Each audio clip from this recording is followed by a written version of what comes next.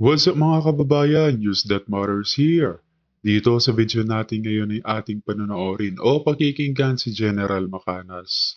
Naghahanda na nga ang Administrasyong Marcos dito sa parating na zona ni BBM na mayroong budget na 20 million pesos na gagamitin di umano. Ngunit ito ang mas nakakagulat mga kababayan dahil sa July 20 magkakaroon ng rally no, sa Luneta Park. At baka nga ito na rin ang simula ng People's Power di umano against Marcos. Pero bago lang mga kababayan, huwag niyo po sana kalimutang mag-like at subscribe para updated ka sa mga uploads ko araw-araw. At yun na nga no, mga kababayan, ang katanungan ngayon sasama ba si Vice President Sara Duterte dito sa rallying inihanda ng kanyang mga taga-suporta? At kung mangyari man ito na ba ang panimula upang kalabanin o pababain ang mga Marcos di umano na gumagawa ng kabalustagan sa pera ng taong bayan? Kung kaya naman hindi ko na patatagalin pa, ito na ang buong video. Gustong gusto ko kung mag-attend si VP Sara ng mga ganyang gathering. Ang last na pag-attend niya, I think January noon, yung prayer rally in support sa KOGC kay Pastor Kibuloy, SMNI pala, SMNI. Di ba nag-attend siya sa Liwasang Bonifacio, sandali, yan yung alam kong last na pag-attend niya sa January. Ngayon, July.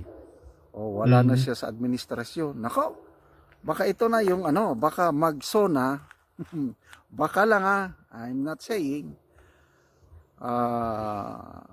Opinion ko lang ito, wish ko lang na matuloy ang July 20 na big rally at magsasalita si BP Sara, magsona siya, uunahan niya si PBBM sa kanyang sona. At sasabihin lahat ni BP Sara yung naobserbahan niya sa loob ng administrasyon. Di ba? Ang sarap sigurong pakinggan yan kung matuloy na matuloy na magsona si BP Sara on July 20. Okay, ang venue naman, sabi ni BMR na Luneta. Well, yan ang perfect venue kung totoo. Dahil Luneta, it speaks of freedom, nationalism, patriotism, dahil nandyan ang ating pambansang bayani si Dr. Jose Rizal. So magandang venue, Luneta. But the question is, papayag ba ang administrasyong ito? Yan na naman ang isang question. Natakot nga sila sa mga maisog rallies sa iba't ibang lugar na kanilang sinabotahe, nilagyan ng truck, whatever, na panggigipit. Ito ang isang challenge, ito ang isang problema. Yung venue, baka igurgur na naman nila ang venue. Kaya tama yung sina Yusek Pamela, parang sinisekreto pa siguro, baka But kung saan man ang venue, I believe it is within a city, yung nasa malaking syudad na kung saan wala pang nagaganap na maisog rally.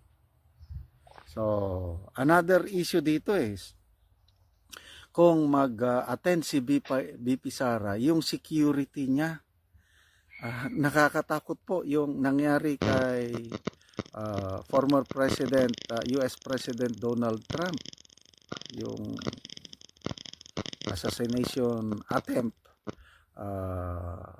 Kaya dapat ipagdasal natin ang ating BP Sara na kung saan man siya, lakad niya, samahan siya ng mga guardian angels. Balik tayo kay Trump. I'm still alive, sabi niya. Basta he attributed it. Is it by the hand of God or by luck? I'm still alive. Kasi yung kakaroon na sila ng National Convention at formal na siyang inominate Republican Party. Maraming natatakot sa National Convention kasi baka guluhin na naman. But sabi ni Trump, let's go on. Huwag nating pakita na takot tayo. Sabi niya, dahil buhay pa ako, I am supposed to be dead, but I'm still alive. Sabi niya.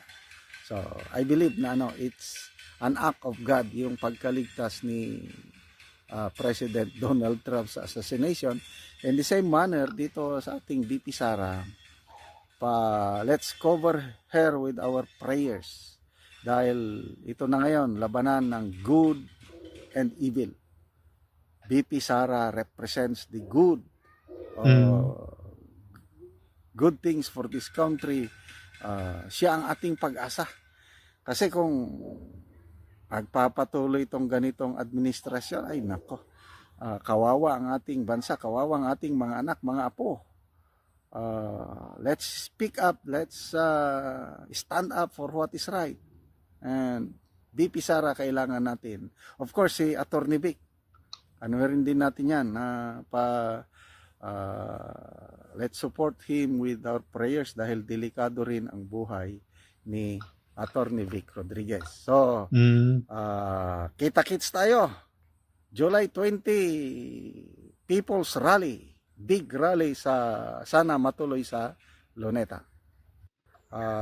BMR Channel, sabi niya, kung People's Power na sa July 20, mag-a-attend ba kayo? So, sinorbe niya, nako, ang daming nag-respond, sabi doon, taga Tugiga raw kami, o taga malalayong lugar, mag-a-attend kami, kung People's Power na. Nakakatuwa. Kaya ako naman, dito sa vlog ko na ito, gawin ko na rin yun. Survey kung sa July 20 ito na yung simula ng People's Power, mag-a-attend ba kayo? Paki-comment naman dyan. Okay, so maraming nagtatanong kasi kailan mag People's Power. Baka ito na July 20, I don't know. Tanong lang naman ito ni BMR Channel, kaya ako tatanong ko na rin, mag-attend ba kayo sa July 20 People's Rally o People's Power? Okay, next question is, sino-sino ang mga mag-attend? So, wala pang klaro. Kaya itong si BMR, nagtatanong, a-attend kaya si BP Sara? So, ganon din, sina Yusek Pamela, Third Floor Studio, hindi pa nila ina-announce sino-sino yung mag-attend. Okay, so ako pulsuhan ko yan. Diba ang pag-resign ni BP Sara as DepEd Secretary July 19. Tapos, ito ino-organize ni na Yusek Pamela July 20 na big rally. Ito, aking nababasa lang. Baka ito na yun. Kasi, by July 20, wala na sa administrasyon si BP Sara. Ibig sabihin, libre na siyang magsalita. So, kung sina Yusek Pamilang nag-organize, ibig sabihin, grupo na yan ni si Attorney Vic Rodriguez. Lalahanin natin yung nung nasa Malacanang pa, Executive Secretary pa si Attorney Vic, isa yan si Yusek Pamila sa parang na-appoint niya, ni-recommend na ma-appoint ni PBBM sa Malacanang. Kaya lang pag alis ni Attorney Vic, wala, alis. Tinanggal din lahat. Yan yung sina Yusek Pamila, Yusek Marlon. Yan sana yung mga good governance team na inorganize ni Attorney Vic. Kaya ito, nakikita ko parang plinano yan nag-usap-usap na sila bago mag-announce ng resignation si BP Sara, na plano na rin yan na July 20 big rally. Mm. So mag-a-attend ba si BP Sara? Sana. Okay? Ako, magandang araw mga kaibigan. Pag-usapan natin ngayon ang pinaplano na People's Rally sa July 20. May napanood akong vlog ni VMR channel. Doon ko napag-alaman na may rally pala sa July 20. Although sinasabi ni BMR na luneta yung sinasabi niya eh. Nung binasa ko ang mga comments, may nabasa ko doon na totoo nga na mayroong inoorganisa na rally on July 20. Kailang as of now wala pang exact venue at hindi pa sigurado kung sino-sino ang magsasalita sa big rally on July 20. So, believe ako dito kay BMR. By the way, Rolly, ito si Rolly, matalik kong kaibigan ito, yung ating BMR channel. Kumusta ka na, Rolly? Congratulations. Ituloy mo lang ang pagiging DDS vlogger. Okay, so mayroong pasurvey si